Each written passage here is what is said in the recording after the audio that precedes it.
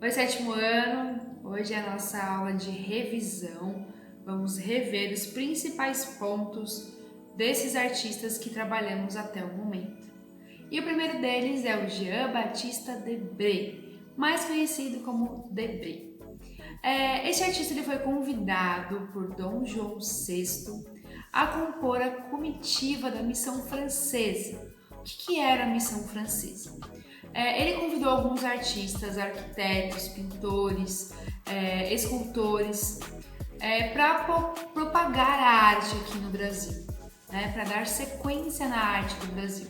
É lógico, no Brasil já existia arte indígena, existia arte trazida também pela África, dos africanos, e também existiam as pinturas rupestres em algumas cavernas, principalmente na Serra da Capivara, que já vimos isso ano passado.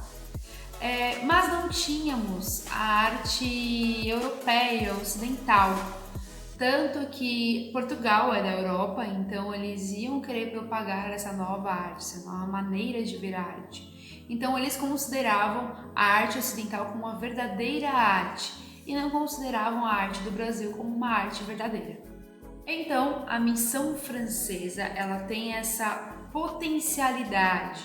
Ela serve para propagar a arte europeia no Brasil. Tanto que hoje estudamos até esse momento sobre esse período e sobre todas as vertentes da arte europeia.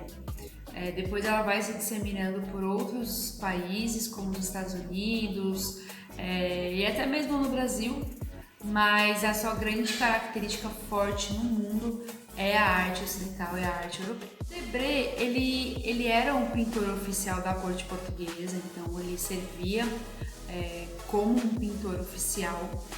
No entanto, ele gostava muito de fazer pinturas sobre o Brasil, tanto que ele fez até um livro de pinturas baseado na experiência que ele teve nesse lugar, né? Então é muito legal a gente sair de um país para visitar um país que não tem nada a ver com o seu, nada a ver com o seu período, com o que está acontecendo ao seu redor. A escravização já tinha acabado na Europa, o Brasil foi o último país a acabar com a escravização, então ele achava meio bizarro ver as pessoas usando umas às outras como escravos. Então ele gostava de desenhar essa cultura brasileira que era empregada na época. Agora vamos com a leitura das duas principais obras de Debré, em que ele aborda o sistema escravocrata no Brasil. Cortejo da família brasileira do século XVIII. Bom, nessa obra nós conseguimos analisar a hierarquia através da transposição das personagens. Bom, primeiro nós temos o personagem masculino segurando uma espada como forma de proteção ao seu grande legado, que seria sua família e os seus escravos. No segundo plano, nós temos os dois filhos, né, as duas meninas que esse homem gerou. Na terceira fileira, depois do homem, temos a mulher, que é a mãe dessas crianças e também protegida do Senhor à sua frente. A próxima personagem é a empregada principal dessa família, que seria uma espécie de governanta. Ela é o que chamavam de empregada do quarto, que seria uma empregada mais íntima. Depois da governanta, nós temos a ama de leite, quem cuida das crianças, a babá. Logo após, nós temos a empregada doméstica, que cuida dos afazeres da casa. A seguir, nós temos o escravo, que também defende a família desse primeiro homem. Então, os homens defendendo as mulheres ao centro. Já ao fundo, nós temos as crianças geradas por esses escravos. Bom, vamos tentar primeiramente observar toda a obra. Na frente, nós temos dois personagens principais nesse primeiro plano. Vemos o homem branco açoitando o homem negro. O homem branco está vestido, então, incluindo um tecido azul, que tecido azul naquele momento era um tecido que era muito valioso, muito rico. Ele tem calçados, né, já o homem açoitado não tem. Também vemos no segundo plano 3 personagens vestidos observando a cena. E de contraste, o fundo do plano é a natureza, que simboliza, na verdade, a liberdade que esse homem não tem. Também temos ao fundo, à nossa direita, outro homem sendo açoitado, só que por um negro.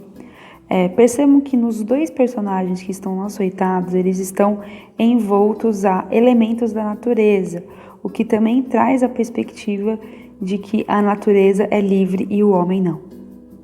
Debré lança o seu livro em 1834, Viagem Pitoresca e a História do Brasil.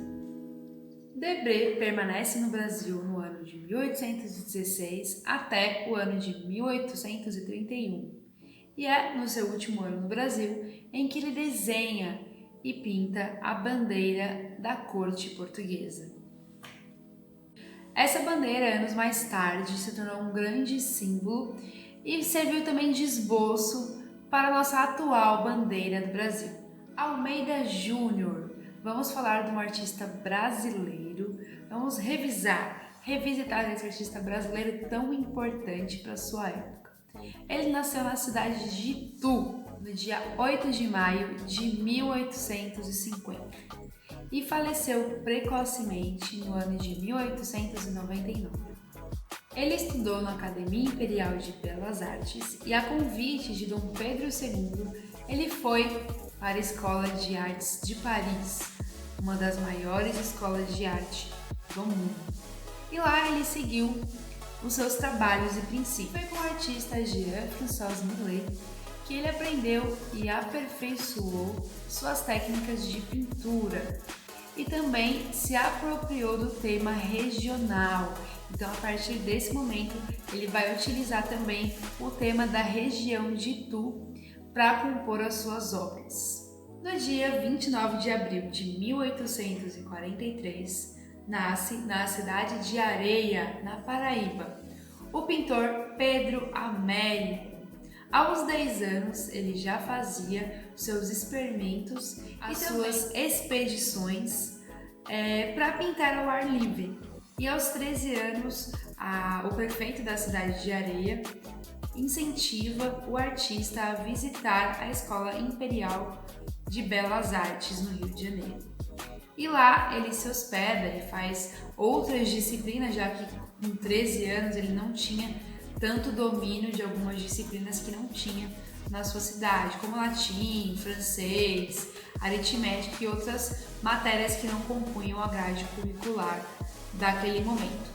Então, a partir dos 13 anos, ele inicia a sua jornada artística. Quando ele vai para a Escola de Paris, a Escola de Belas Artes na França, ele acaba aceitando um contrato com o rei, que era uma moeda de troca. Todas as pinturas que ele realizasse naquela expedição, naquela jornada, ele devolveria para o Brasil como troca de moeda, como se fosse um pagamento por ele estar ali estudando naquela escola. Agora vamos com a leitura da principal obra do Pedro Américo, que é O Grito da Independência de 1888. A obra de 1888, O Grito da Independência de Pedro Américo, está exposta desde 1895 no Museu Paulista de São Paulo, mais conhecido como Museu Ipiranga. As dimensões dessa tela são imensas. Ela mede 4,13 de altura e 7,6 de largura.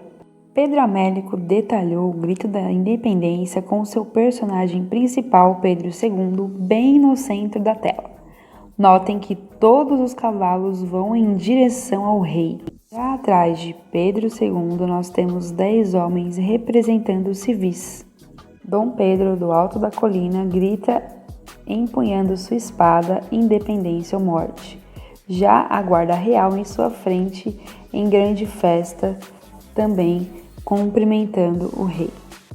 Temos à nossa esquerda homens levando boi, analisando a situação e também representando os civis, as pessoas comuns. Já à nossa direita, vemos a casa, representando hoje a Casa do Grito. Gente, então recapitulando, esses 3 pintores foram um dos mais importantes e influentes para a arte neoclássica. E quais são as características dessas pinturas? A primeira delas é a valorização do passado histórico. Então, quando a gente remete a temas religiosos, até mesmo quando o Pedro Américo desenha o Grito da Independência, também é um passado que ele vai desenhar para exemplificar o que foi aquele contexto, certo? Influência da arte clássica. A arte clássica ela é muito inspirada na arte grega e também na arte etrusca, que são os povos que estavam ali antes do povo romano. Então, essas são algumas misturas que possibilitaram que a arte neoclássica poderia existir, porque a arte neoclássica ela é após a arte clássica. Alguns temas mitológicos e também cotidianos. Então, quando a gente pega algumas obras do Debré que tem algumas formas ou algumas mulheres que são distintas do que está proposto ali é uma alegoria, ali são mitos, né? Então eles trazem esses elementos. E também tem as cenas cotidianas de Debré, né? E também do Almeida Júnior, que eles possibilitam a vivência e a experiência artística daquele momento. O que foi aquele momento? Então ali eles mostram o cotidiano de cada pessoa, principalmente o Almeida Júnior. O racionalismo e o idealismo. Então a gente também, e também principalmente o academicismo, que é a academia. Então a gente tem essas 3 vertentes que louvam o estudo. Então se eu estudo, eu consigo ter um aparato, eu consigo ter uma possibilidade de criar obras mais complexas e obras mais verdadeiras artisticamente. Então eles contemplavam muito a visão estética, harmonia e beleza estética. O que quer dizer isso? Nós já estudamos sobre simetria, lembram? Então toda obra que você for ver neoclássica, ela sempre vai estar equilibrada. Por exemplo, aqui atrás que a gente tem o Vaporu, é uma obra equilibrada porque a gente tem 2 elementos e um elemento no meio, então a gente consegue ter uma composição equilibrada. Então eles buscam esse equilíbrio, o equilíbrio do olhar mesmo, de você olhar e não ficar perdido. Então eu olho, fixo, entendo, compreendo. E também o belo, o bonito, né? Então eles vão trazer aí um ideal de beleza humana. O uso da proporção. Todas as obras que a gente vê desses artistas, eles conseguem trabalhar principalmente com a forma humana de maneira objetiva e também clara, singela e bonita, né, com ideal de beleza. Então todas as personagens, elas sempre vão estar numa proporção correta, né, dentro de um campo, dentro de um contexto. Que contexto seria esse? Poderia ser uma rua, poderia ser um campo, poderia ser um sítio. Então todo o cenário ele sempre vai estar em perfeita harmonia, certo? Imitação da natureza. Em todas essas obras nós vemos essa imitação da natureza, vemos que eles começam a desenhar ali obras com a natureza, com elementos da natureza. Gente, então nós finalizamos aqui nossa revisão, né, desses 3 artistas importantíssimos para a história da pintura brasileira. Se vocês tiverem alguma dúvida, mandem no e-mail, não hesitem em mandar, que eu respondo para vocês, tudo bem? Então, beijos e até a próxima aula!